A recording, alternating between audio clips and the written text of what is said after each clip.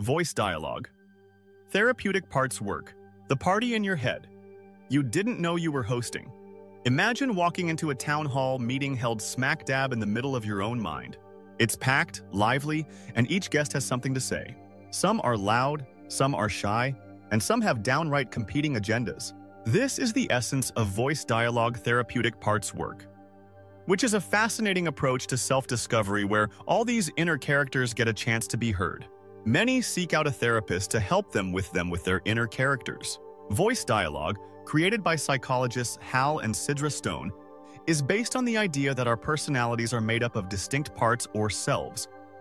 Rather than viewing ourselves as a single, unified I, this approach suggests that our personalities are more like a cast of characters, each with its own voice, personality, and motives.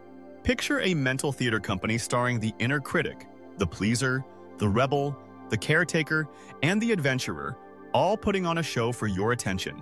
It's time to give them each their spotlight and learn what they have to offer. Welcome to the world of inner selves. Voice dialogue feels a bit like hosting a VIP mixer with a diverse cast of inner selves who all live rent-free in your head. Each character or part has a role, distinct personality traits, and often a unique way of trying to help you through life, even if sometimes their methods can be counterproductive. Here are a few of the main stars you might encounter when diving into voice dialogue. The critic. Imagine a town crier who's always broadcasting the latest "what could go wrong" update. This part points out your flaws and mistakes with unnerving accuracy and the energy of a seasoned heckler. It may seem harsh, but it's actually trying to protect you from failure or embarrassment. The pleaser. Ever noticed a voice in your head that urges you to go along with what others want, even if it doesn't match your needs? That's the pleaser. Think of it as the overly polite resident who volunteers for everything. They're not trying to make life difficult, they just want to keep you safe by making sure everyone likes you. The rebel. The town's unofficial cool kid, the rebel despises rules and authority. They'd happily wear a leather jacket to your mental board meeting and say, "Who needs conformity anyway?" The rebel's mission is to make sure you don't lose your unique spark under the weight of social pressures. The caretaker. This one is pure love and warmth, ensuring that everyone's needs are met.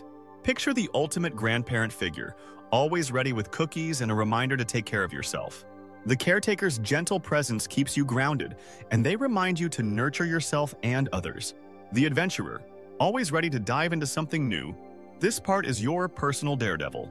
They're constantly whispering, "Why not try it?" urging you to explore and push boundaries.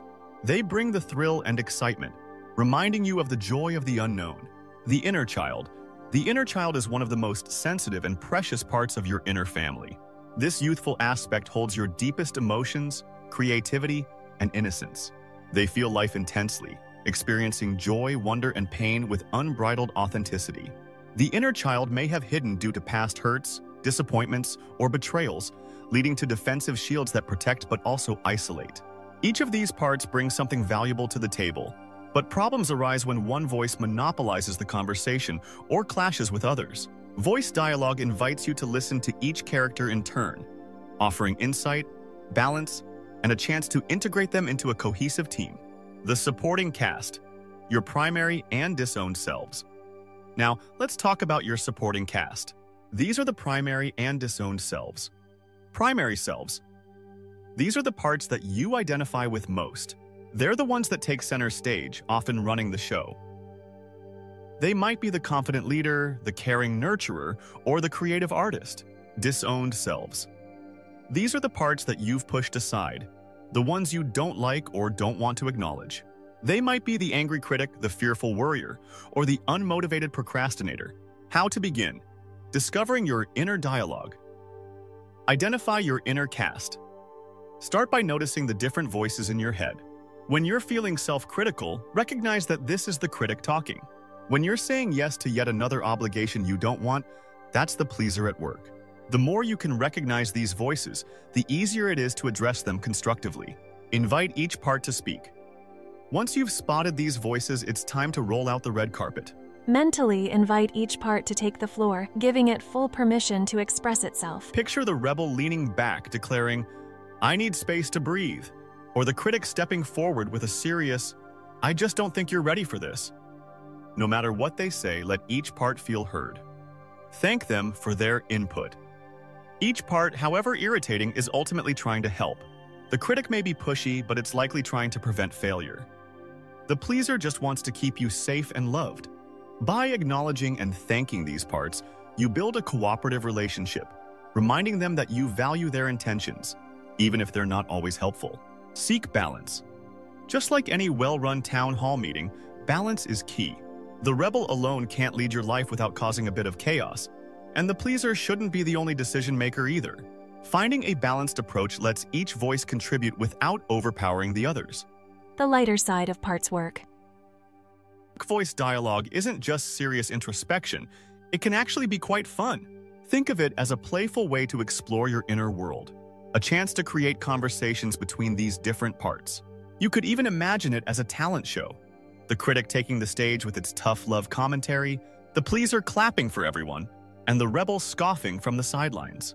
By adding humor and creativity to this process, you may find it easier to engage with and understand each character. Real-life scenarios. Putting voice dialogue to work. Voice dialogue isn't just for interesting inner conversations.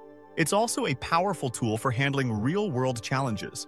Here are a few ways it might show up in daily life. Decision-making. Say you're considering a career change. Consulting your inner cast can be incredibly insightful. The adventurer might encourage you to take the leap, while the caretaker reminds you to ensure stability. The critic will likely weigh in with a few concerns. By listening to each, you're better positioned to make a balanced decision. Conflict resolution. When in conflict with someone, check in with the voices in your head. Perhaps the pleaser is ready to smooth things over, while the rebel wants to stand firm. By recognizing these inner dynamics, you can approach the situation with more clarity and balance. Self-compassion. If you're being hard on yourself, try calling on your caretaker and inner child. The caretaker will offer nurturing guidance, and the inner child will remind you of your inherent worth. This dynamic duo can help shift self-criticism towards self-compassion. The inner board meeting. A fun exercise. Here's a creative exercise to try. Host an imaginary board meeting with your inner cast. Give each part a seat at the table and let them share their perspectives. Maybe the critic is presenting a financial forecast of all your insecurities, while the adventurer pitches an exciting new project. The pleaser might be taking notes, ensuring everyone feels heard. By picturing this meeting, you can gain valuable insights and foster a sense of inner harmony. A day in the life of your inner cast. Picture an ordinary day where you consciously engage with each part. You wake up, and the caretaker suggests a wholesome breakfast. The rebel rolls their eyes, but goes along with it anyway.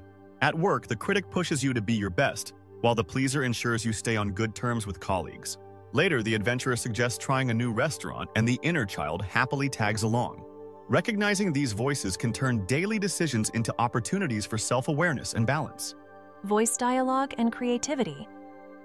Voice dialogue can also inspire creativity.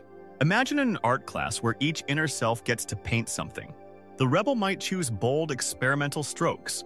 The critic prefers neat lines. The pleaser wants bright, crowd-pleasing colors. And the inner child is joyfully splattering paint everywhere. By allowing each part to express itself, you might create a unique masterpiece that reflects the richness of your inner world. Wrapping up, the ongoing adventure. Voice dialogue, Therapeutic Parts Work offers a profound way to explore your inner landscape. By giving each part a voice, you can understand yourself better, make balanced decisions, and live with greater self-acceptance. So, gather your inner cast, set up that mental boardroom, and start getting to know these complex, colorful parts of yourself. Whether you're wrangling with the critic, making space for the rebel, or offering kindness to the inner child, you'll have a team of inner allies ready to support you. In the end, self-discovery is a journey with no final destination, just new opportunities to learn and grow. Voice dialogue can provide a fun, insightful way to enjoy that journey. Embrace the dialogue, celebrate your quirks, and remember that you're not just a single person but a vibrant, multifaceted cast, each part contributing to the incredible story that is you. And remember, a therapist can be helpful to guide you through this journey.